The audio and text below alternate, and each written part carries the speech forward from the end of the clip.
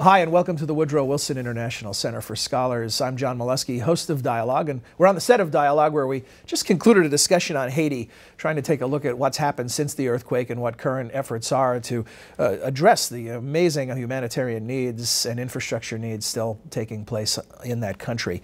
I'm joined by Donna Leinwand from USA Today, lots of experience covering disasters. Also, Sheri Fink, who, among other things, is a public policy scholar here at the Wilson Center, and also a great scope and range and depth of experience in covering disasters and humanitarian needs. I want to ask both of you about something we started to discuss informally before the tape started to roll, about the different experiences you had when you traveled to Haiti as far as security and how safe you felt in doing your job. Let's begin, Sheri, with you. You found security to be pretty good.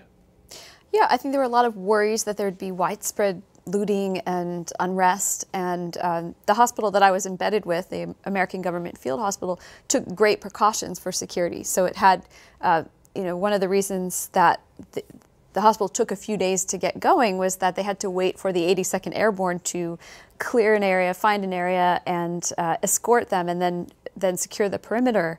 And they even went so far, this was very painful for the medical staff, as they didn't give any food to the patients or their family members throughout the time that they were there, because they were afraid that the masses of people that were massed outside, who displaced people living, no tents at that time, no tarps even, just out in the ground in a soccer field, would just rush the place if they knew that food was being given.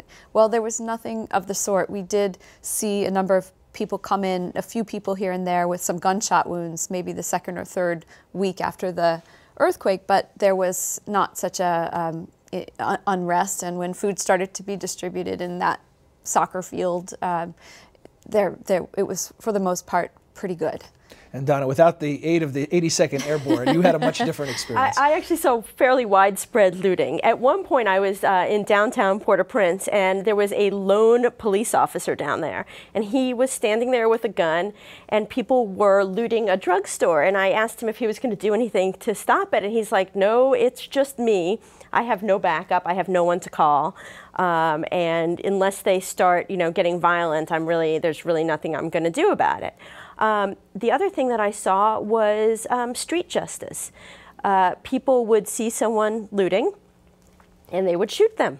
I actually saw, I was with my photographer who... Not law enforcement officials. We're talking about just vigilante justice. Just vigilante justice. So I was, and if they didn't have guns, they used whatever weapons they had. In this case, a man was accused by his neighbors of stealing a boombox of somewhat ancient vintage. And they were chasing him down the street, and one guy was hitting him in the head with a hammer. And the other guy was just hitting him with a shovel, and our photographer was photographing this whole thing. And they eventually ran him into the police station, where he was a bloody mess because they had just bludgeoned him. And, at that point, the police were like, okay, we'll take care of this from here. But I saw quite a lot of that.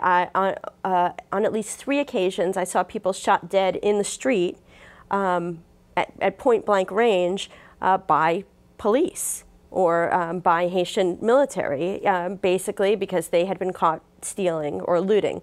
And so that was their way of keeping the peace, basically. Well, I hope that people who read your stories or hear your reports don't take for granted the personal risk involved in doing your work.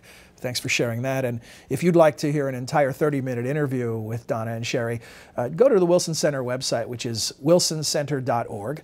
And in the upper right-hand part of the screen, you'll see the word Dialogue. Click on that tab, and you'll be able to follow the links to see the entire interview. Thanks.